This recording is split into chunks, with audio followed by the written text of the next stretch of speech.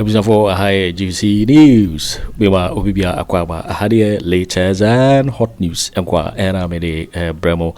And so you subscribe to channel area, Bomodia say over subscribe. So say Hadie, latest hot. Aremeyaw bro. The over hand say over click a the subscribe button. Now our barely notification. Where the video for Frubia be uploaded. When the first person I would say Ebeka a video. Afi we are now like video and give us a thumbs up. Nafi share ma wo foforo so na when you be here na wo hu ensemo a ekoso ewo Ghana memo hano. Afi ye hwe ye ensemo ababeto yepno so yenti ye sa report ya ababeto dwa yenti sa report yi. Echa se Ghana yekoto aba December 7th no ebro bosome. Ye di ne bosome awie kra ma na wotwe be ne ohwa ababeto so. Baniama bi kuso ekoso ewa ya batuo system ni mu a samrenka wasanki ye free elections anasem be constituency bi hu nkomo ba me no nyina nim sa issue guso a ekoso a ye electoral process na niama bebrenya complete last week na ye di hu nkomo na me ne ma de Jibril na edi eho enkomo eti say ya to abawie bosumia ba besi atwam ye guso a Electoral Commission Eda so ye recollection. I want to me and declare Ablekuma North constituency as to why and a member of parliament. Recollection was some of the constituencies where you no more than twice. A big court. And it would to me say December 7, 2024 about your toy, you know.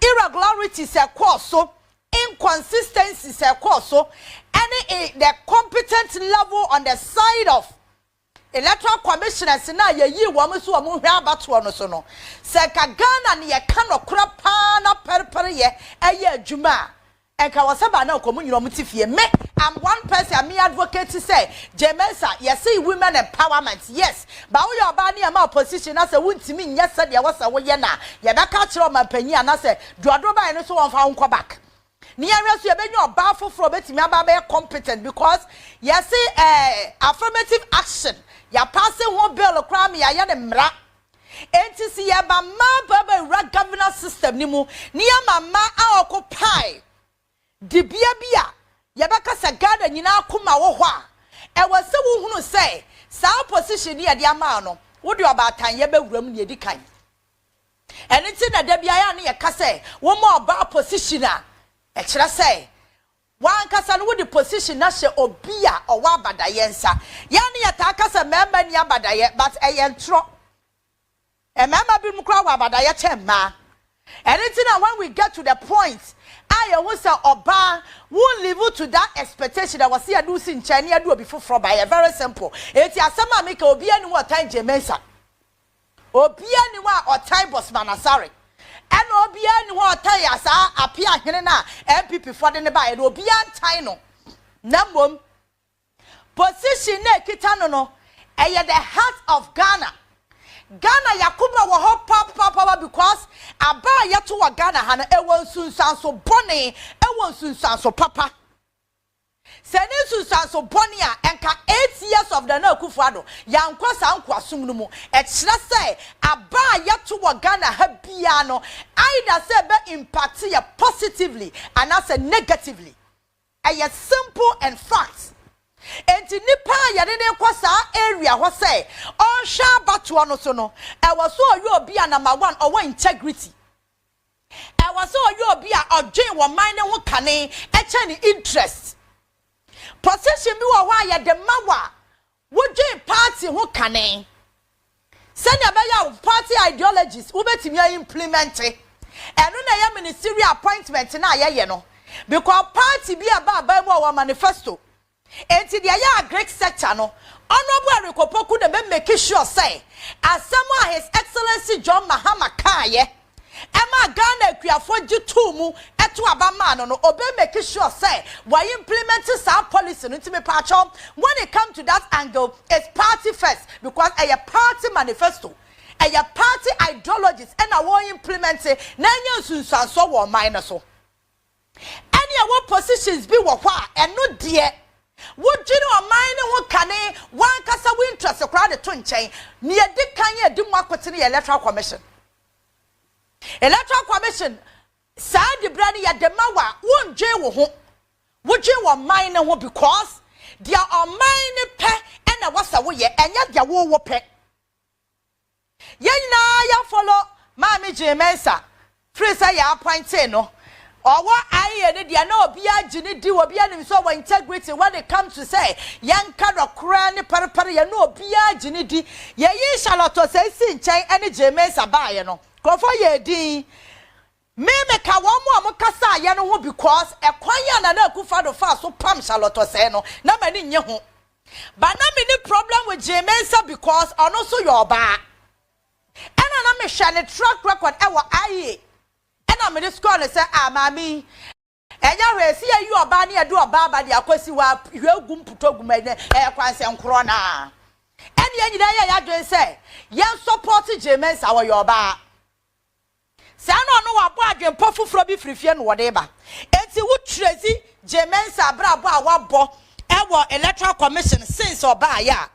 What you must say 80% of it, and so. Oh yeah, Diana Kroma for Ghana for you come. Adia wuya inyo, and one a Jemensa beye. No one the support of Boss Masare ne, tenom name. One more kika hono, no more air bonny chidrum, no ya Diana more. And I told them now Cassan what to me, you know they are 2 room, minim de ya no room or a chance on Peso Betiobia. John Wayan, you saw Paso Yan, or yan, a petition for fraud. As I ababium said. Yansake eye Jemensa as Electoral Commissioner and some of commissioners now wamo eka hono bacho mo check me nua ba Sammy mama me why ena enkophobia wo mo twitwa ne ho ahia o mo ya commissioners ni bi no wo mo dia piapia mu say wo se pam wo mo what your true petition no ya ne bedi ho nkomo but dia me pese me putting across and sana sa nkomodie no akoso ne say Jemensa as Electoral Commissioner, as a woman, were disappointed ma. Simple. One person be Getrude no ya one case. Were disappointed a ma near Brisa was a ma occupy high office. A year dine ye time to aba more than a month. Now constituency be wa we the MP. Yet you declare, and you see the funny part, Electoral Commission and a generative pin sheet. In this case, Electoral Commission no person claim say onu pin sheet. Now when na we generative pin sheet no wo woni bi. Political party na dia wo generating no onu ekuta no no. Onu mbom na the pin sheet dey trusted. Ah wo person wo dey coalition ana. That is where the inconsistency, the incompetence ebem. Because what at Sabia audition about kita ni book. Book women so audition about one and then I buy. And what's paper ni be dia mame. After audition about me come me to us book no take paper free mu mame no. Book no kura wo hunu. Enti me fa me single paper no ti free book no no. Me fa no mra da no de be ya. Eh, master asem no wo efa. Emfa ensisi so. Enti me who ade shaba me behere ni say am say ana ade bra we serious de wa wo de won ho de wa de na wa poni bia ma me no afre de wo se wo de wo kwa wo ni bi na me de na wo poni ma me no eno na wo pasa wo de wo ho beto so na MPP for so aba wa mo so am kwa mo ni pin sheet na we chasa wo ti be say enie me akoso Electoral Commission true kan ye hu bi da after the giant type way a BNC. Charlotte said time cry and Kwabena board and send them say, Wabe change your logo and a procurement breaches and a why or no quality time. Yan 2 ma 1 week and metoso and your gusu HSC constituency be resource. Meno can say, touching myself, I ya declare that one. Jemensa time on Kwan, a timid declare about more than once. Both parliamentary and presidential. On quality time a busy da. Biara so we Ghana. Was said yes over here. Ne isinku. So biara we abandonment biara no. Obey na dwuma. Na so wo wadwunu nipa kro no ana sa nkrofo no omo ye abandwuma no. E di abandwuma hye wo nsa no. Omo nya wo modwuma yi a which me too and more say in you free ho na yempe nipa foforɔ a wɔbɛtumi ayɛ adwuma no mbɛhyɛ hɔ ɛyɛ Ghana ni biara sɛde ɛnyɛ adeɛ boro so na mmom ɛyɛ ɔman no mmerapɔn no akyerɛ kwan a yɛfa so ɛde yɛ saa ebi ni sɛ ɛyɛ Electoral Commission ɛna wɔpɛ sɛ yɛyi mpanimfoɔ no firi hɔ a wongyina so a wowɔ a ɛkyerɛ sɛ ɔmo anyɛ ɔmo adwuma yie anaa ɔmo ne Ghana man di yie no wotintim wɔ krataa so na wode akɔma ɔmampanin na wode ma ɔmampanin a ɔmampanin nso de saa krataa no akɔma ɛyɛ Chief Justice na Chief Justice ahwehwɛ mu sɛ saa nsɛm no a watwerɛ no ngyinasoɔ wɔ mu anaa na Chief Justice ho sɛ ngyinasoɔ wɔ mu a na ɔno nso afa kwan a ɔno nso bɛfa so na ɔmahwehwɛ nsɛm no mu na ɔmampanin ɔmode ɔmo ne ɔmbɛhu no akɔma ɔmampanin na ɔmampanin atu anamɔ no wayi afiri hɔ ɔpanin saa deɛ ɛyɛ bi pɛn ɛwɔ Ghana ha ɛyɛ nkane no ɛyi yɛnua baa Charlotte ɔsɛe saa kwan no so ne ɛfaeɛ a ɛde hɔ nansɛn mu obi so twerɛ krataa akɔma ɔmampanin sɛ kɛbɛyɛ aka Chief Justice no amu no so yɛyi no mfiri hɔ ɔmampanin no asɛm ɔde bɛto gya no sɛ krataa no ɛde kɔmaa no ɔhu ngyinasoɔ papa bi a wɔ mu nti ɔba gu nti wei so aba na sɛnea yɛate no krataa no akɔdi ɔmampanin nsɛm ankane no mekae paa ɛyɛ Charlotte saa bere so ɔmampanin asoɛ hɔ no ɛma yɛte asɛ sɛ ɔmampanin deɛ de saa krataa ne brɛ wa wonni ho kwan biara koraa sɛ wo bɛdwen ho ahu sɛ asɛm no papa anaasɛ ɛnyɛ papa ɛno ansɛ wɔde kɔma Chief Justice nanso yɛnya petition against Chief Justice no ɔmampanin ɛhɔ ara ɛna obua sɛ ngyinasoɔ bi ani hɔ nti asɛm no koraa wɔtwam wei so aba yɛhwɛ sɛnea ɔmampanin ɛde bɛyɛ adwuma fa so ɔmampanin ɛbɛrefa ma Chief Justice anaasɛ wɔnyɛ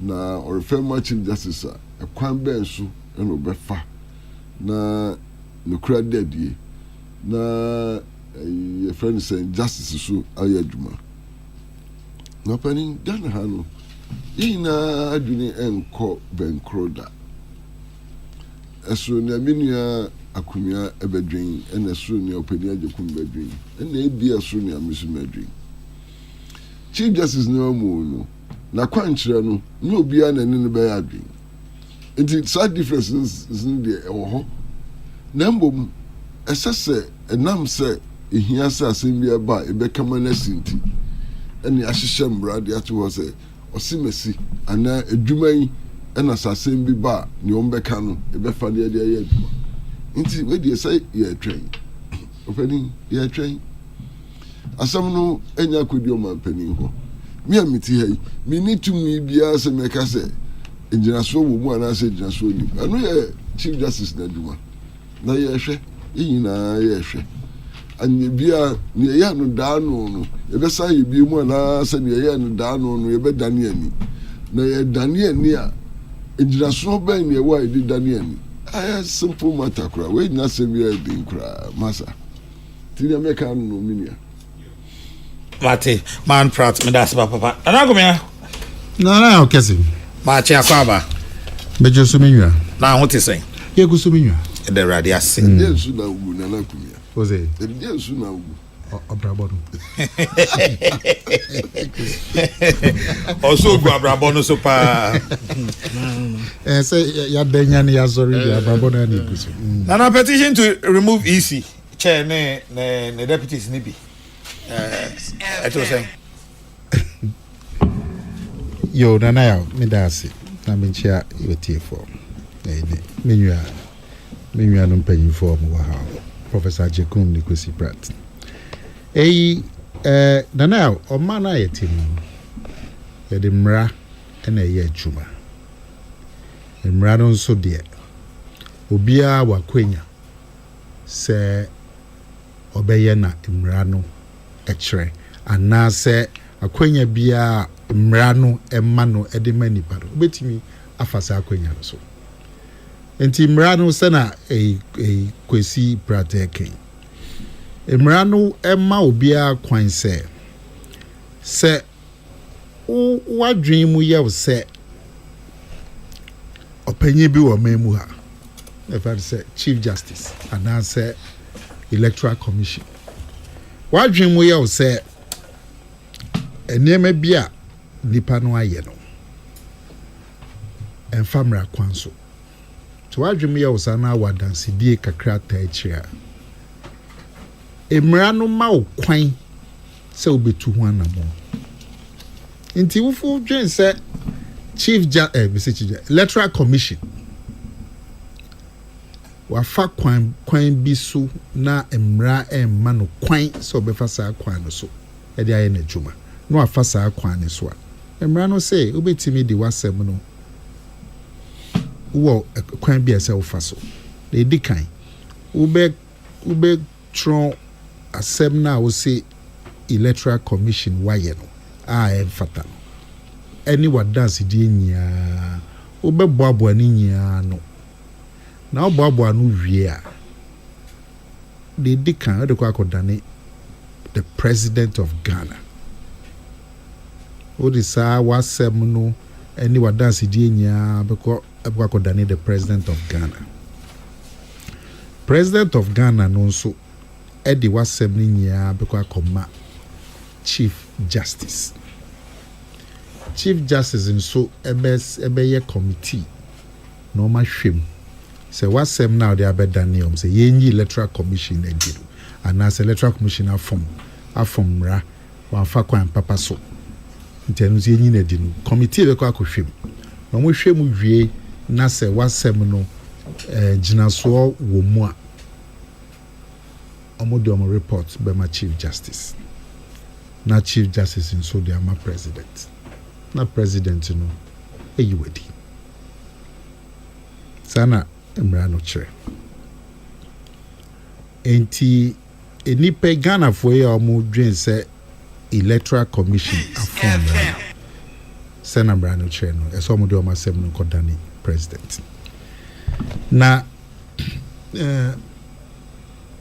say so be kaya na go se na question so kan wasem enipa ni bi and so no my dream almost say Chief Justice of Ghana I know that judiciary na no ono so emra no kire kwan a ono so ebetimi eyinadi sa kwan kire na Electoral Commission enso na say nipa ne bi as Chief Justice no kwan bi a wafa so no enyamra kwan so enu nti no omode omasem ni omadanse di ni akondani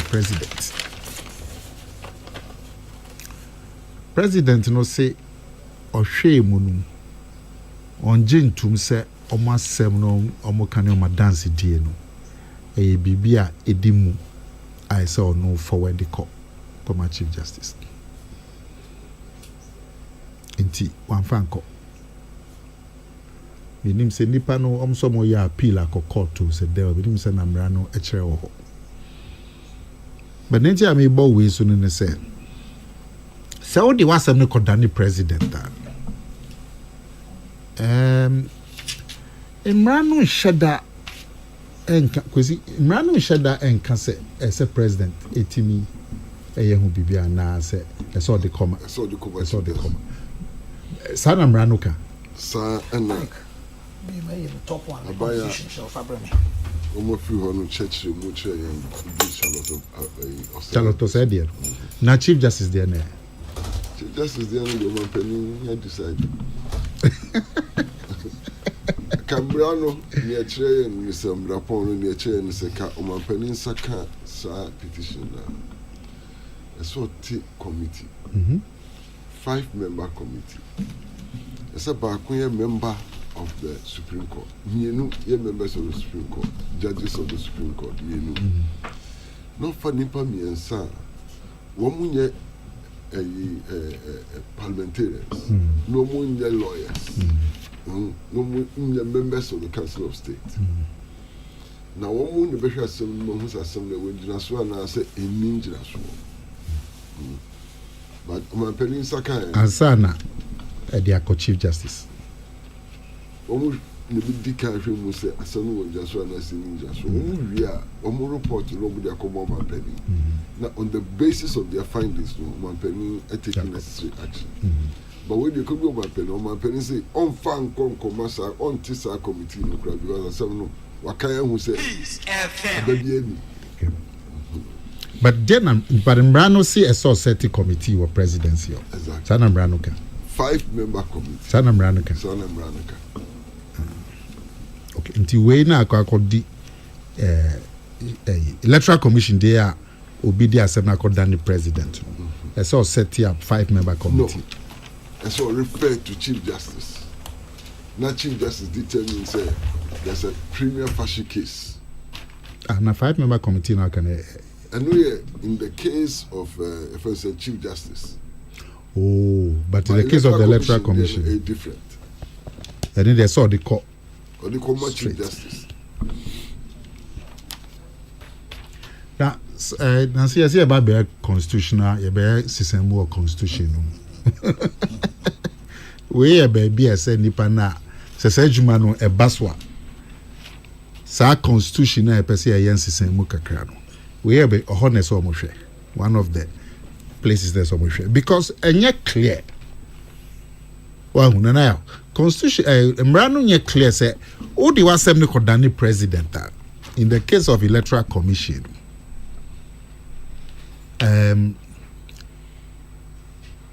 President no or you can't say post office boy. Now president no a post office. And do they condemn no and one is on so the Agakoma Chief Justice. Na menjin this Mrano yeah Trump Mrano near person president no a post office boy. Well, menjin di engineer so bi e wo hontina Mrano say wa semofa Electoral Commission on wo bo wa se ni nya wia fakoma president. So one couple say fakoma judicial secretary. I'm judicial secretary to the judiciary. No they are komachi. I say fako dani president. Now say can say president so no say no so aswari akoma. That is the president no a post office boy. In this sana mrano intention you can say. I dream podo mean dream this is an here. But mrano nye clear. Lawyer Kwame Adofo ewo ahoman so kan sama je. Emeyaw Anas. Na pomoe. Eho ye pa na mo so e. Nyankopon adom boko. Eja no pay de ye ba school kaka ba yentua school fees eno. We pro bono ni bia yentua school fees bia wase. Yes. Lawyer me pa che wo say obi the petition ba say yenyi commissioner and Electoral Commission yenyi commissioner no ana bia ne commissioners ni bia free ho a emra na kan sai wo ho media ma mention Akufo Addo say president Saka petition the let's involve any of the commissioners Electoral Commission Traj, NCC, and the rest. But the SOY say, or very farmer, Chief Justice. And this also includes the Special Prosecutor. And Papa, on the SOY say, in Saka petition, Chief Justice, this is for you. Not President Rina Juma. And it's a President Rina Juma, Chief Justice. Chief Justice Bishop, no one decided whether there is maybe a kind of prima facie case. That's a prima facie case, I just say. We share, which is as a word here.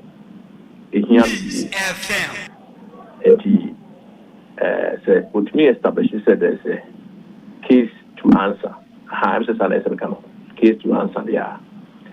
And you're not. And so set up a committee. Now committee, you were components of the committee. Constitution is now some consistency. 3 justices of the Superior Court. The kind of justice of the Superior Court from High Court to the Supreme Court. From the 3 judges of the Superior Court. Now, Wasa are appointing 2 other persons are members of the Council of State, are parliamentarians, are almost lawyers. Now, Omanka committee. And the committee never tenacity. Now you will be a friend natural justice and procedural fairness. And there's often right to hearing. And to Council, receive petition. Now, what is your response? Normally, they demand a response in writing. And you demand in advance. Now, so a comment. And the committee will make a determination whether grounds amount to incompetence and stated misbehavior. They say, modern mono and so any same fata says person behold. And it's almost established via normal true recommendation back. And you group back to the president. And one of the president will have to act on the recommendation. And the procedure. Okay, first of all, petition no be do president or say only Electoral Commission no free wa. Ono ankasa ntimi fa ne timu nya hwe wo ho. Je say obo achire de ma sa committee no. Correct. We need to say obe making determination whether it has been established. Okay. And the amfa say committee no so e de o ma no yie bre president no. No omo nya adwene. There's nothing the president can do. The president must act on the recommendations made by the committee. The committee, and the president prepared one. Okay. Now, Chief Justice and so Chief Justice procedure a little different. A difference is I don't know. The president can, as a president, on his own, make a determination whether there is a case. Now, if there is a case, so or no president, in consultation with the Council of State, and someone appointed the committee. And some appointed committee must consist 2 justices of the Supreme Court. And they said, the first Chief Justice will be making allegation against that. They will select 2 Supreme Court, usually senior judges. Now, one of them will be the chairman or chairperson. And then the president will appoint 3 additional persons. Members of the Council of State and our Parliament, or lawyers.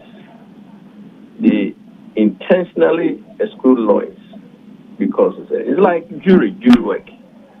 Jury work, we are lawyer, you are not allowed to serve in the jury because they want to be judged by your peers. And the ordinary man on the street, the peers are not lawyers. They are normally lay people. No more deciding whether, in their opinion, they see money as what they see in their eyes as money. Into the composition I described. So the 2 Superior Court judges, usually Supreme Court judges, back on the chair.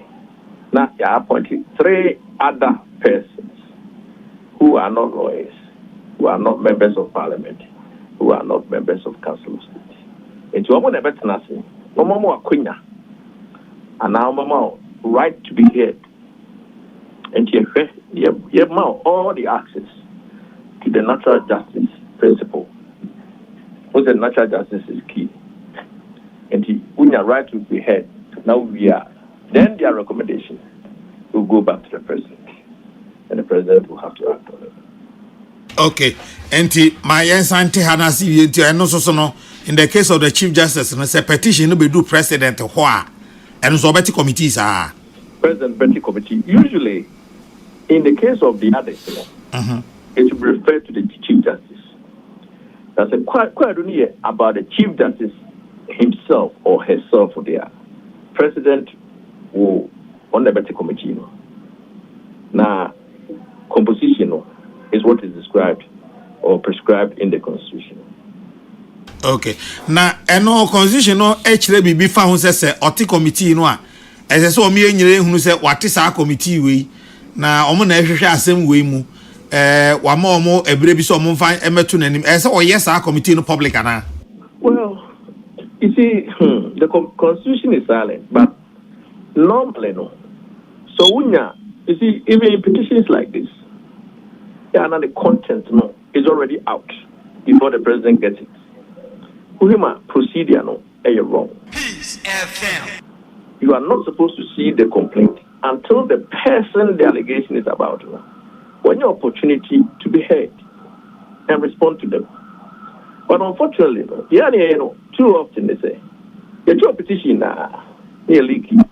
Now, you started one even before answer na Oniakona, the allegation is about when you have opportunity. That in itself is unfair.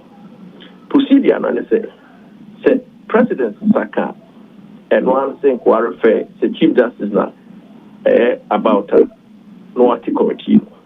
The President can announce to say, we'll receive a petition about the President without necessarily going into the content of what the petition is about. I don't know if you say who followed the maker.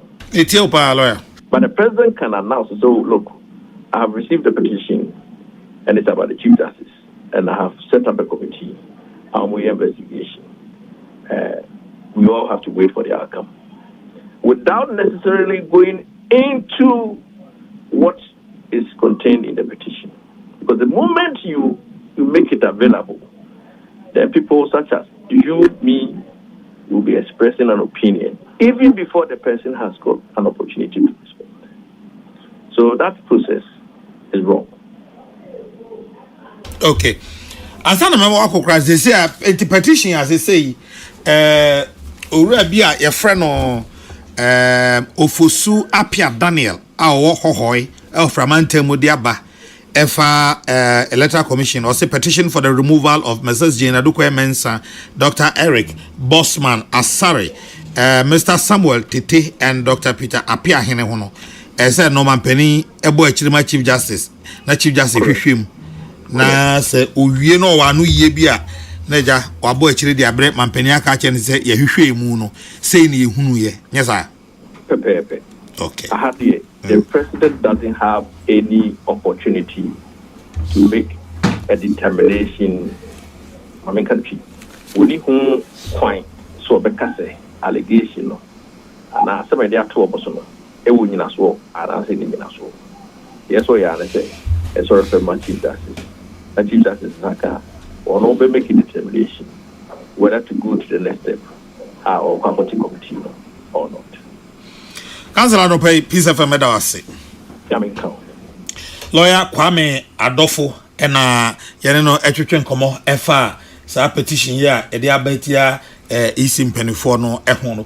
Yo waiting for when a reporter abeto yepno so mekao say subscribe to channel area bomodi say obe subscribe we say had the latest and hot news and abede bremo afi we are now wa like video and give us a thumbs up na afi share ma wo foforo so na we nya bi hwe na wo hu ensem a ekoso e wo Ghana memu anu also betimi a chere wadwen afa eye ensem we nyina ho e wo comment box ni mu mobeti minka biom in my next video. Thanks for watching. Like and share the video. You can also drop your comment. Please don't forget to subscribe. Click on the bell to turn on the notification.